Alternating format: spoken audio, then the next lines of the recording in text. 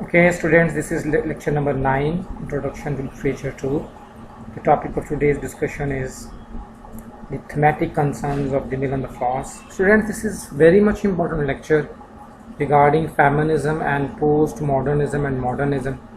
So, in this lecture, I am going to tell you the themes of the given novel, and in next lecture we would discuss the motifs and symbols in the novel, and then I have made 2 lectures for you people on feminism and modernism and postmodernism.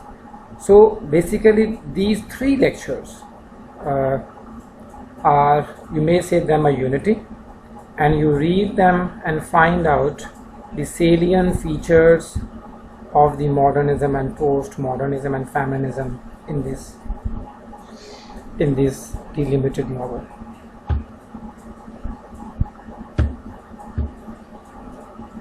Students, the first major theme of the novel is the claim of the past upon present identity. Students, both characters and places in the mill and the floss are presented as the current products of multi-generational gestation. Students, the very architecture of St. Oaks bears its hundreds of years of history within it. Similarly, Maggie and Tom are the heartily products of 2 competing family lines, the Tullivers and the Dodsons, that have long histories and tendencies. Students, in the novel, the past holds cumulative presence and has a determining effect upon characters.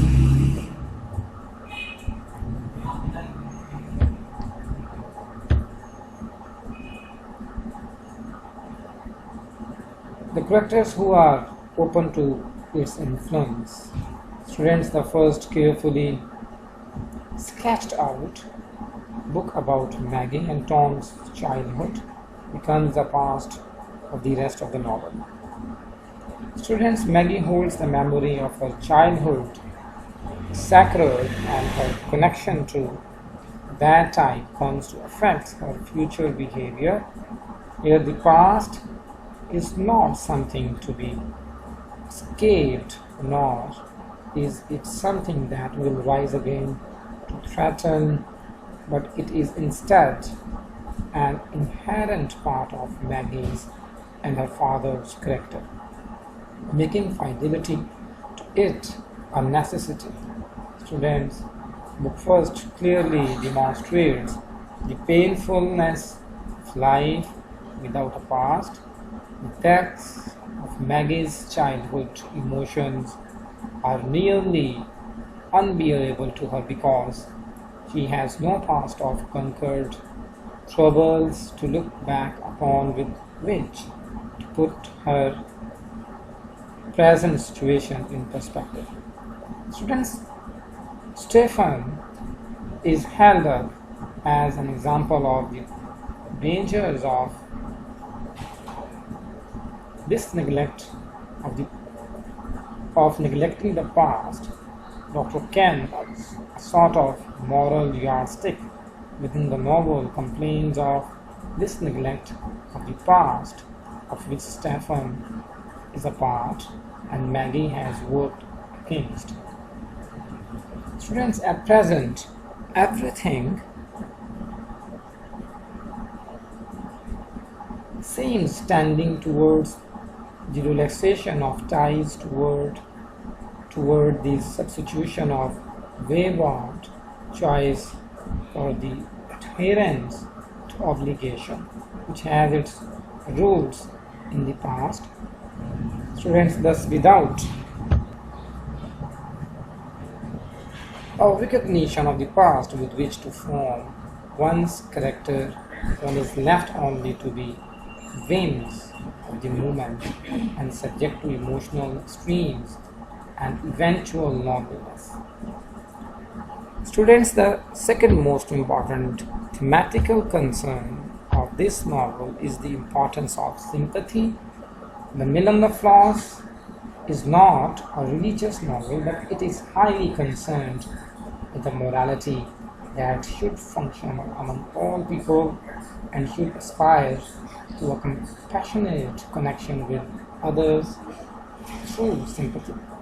The parable of Saint Paul rewards the ferryman's requesting sympathy on another, and Maggie in her final recreation of the Saint Paul scene during the flood is vindicated on the grounds of her deep sympathy with others. Students, the opposite of this sympathy within the novel finds the form of variations of egoism.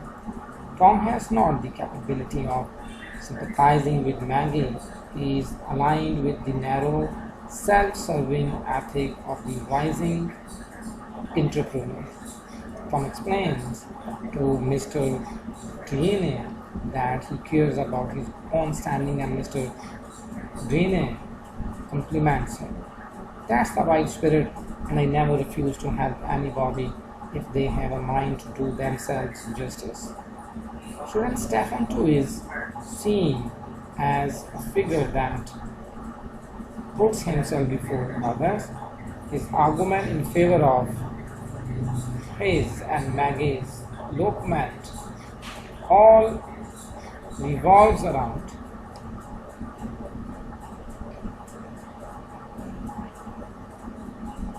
the privileging of his own emotion over that of others.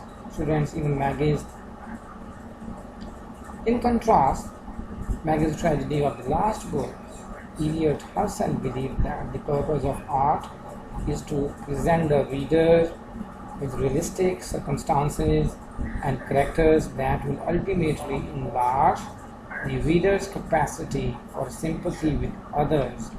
We can see this logic working against Maggie's young aestheticism.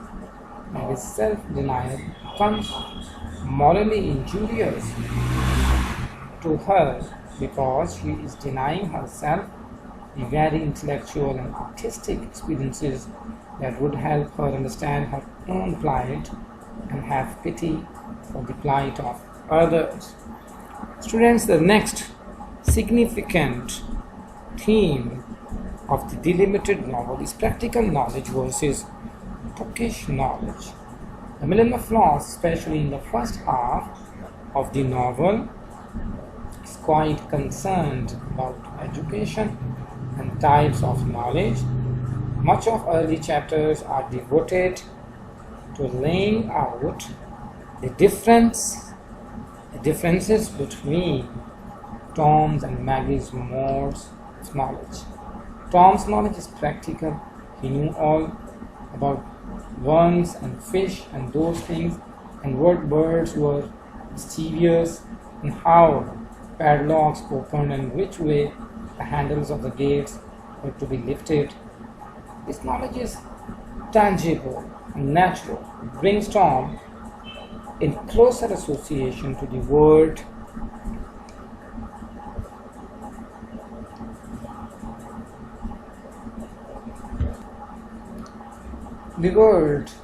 around him. Meanwhile, Maggie's knowledge is slightly more complicated. The characters refer to it as uncanny, and her imagination and love of book are often depicted as a way for her to escape the world around her or to rise above it. Students, the world outside the books was not a happy one. Maggie felt part of the tragedy of Maggie and Tom Tolliver is that Tom received the education that Maggie should have had. Instead of Maggie blossoming, Tom is trapped, and Tom nothing. When Tom must make a living in the world, he discovers that this bookish education will win him nothing. Mr. Drienne tells Tom that world is not made of pen, ink, and paper, and if you are to get on in the world, young man, you must know what the world's made of. Tom soon returns and takes advantage of his skills for practical knowledge, making good in a newly entrepreneurial world. Tom's practical knowledge is always depicted as a source of superiority for Tom. From his childhood on, Tom has known patience for Maggie's intellectual curiosity. The narrowness of Tom's miseducation under Mr. Stalling seems somewhat related to the narrowness of Tom's tolerance for others' modes of knowledge. Students, yet Eliot remains clear that Maggie's intellectualism makes her Tom superior in this case.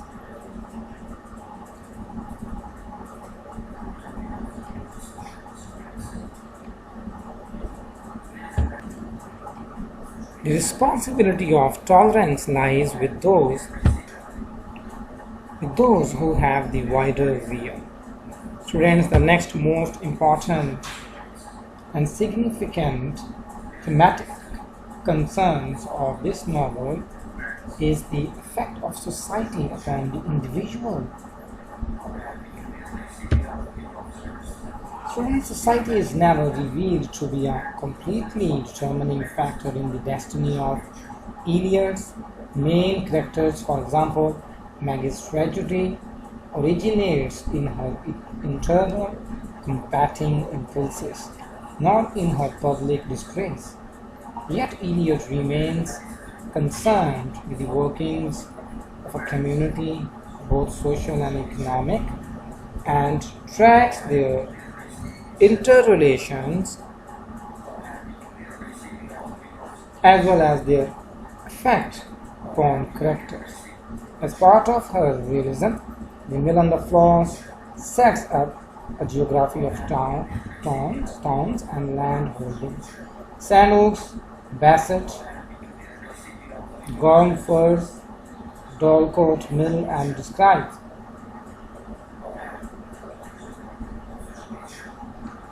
the tone of each community, such as the non-down population of Bassett. The novel tracks the growth of the particular society of Sandhurst, referencing the new force of economic trends like entrepreneurial capitalism or innovation like the steam engine. A wide cast of characters aim to outline different strata in the society, such as the Dawsons or the Miss Crests, through their common values, economic standing, and social circles. Students, in the first part of the novel, Eliot alludes to the effect these communal forces have on Maggie's and Tom's formation. Towards the end of the novel, students, the detailed background of Sandhurst society functions as a contrast against which Maggie seems freshly, simply, and charming. Okay, students, see you in next lecture. In next lecture, we may discuss the motifs and the symbols Eliot used in this novel. Okay, see you soon.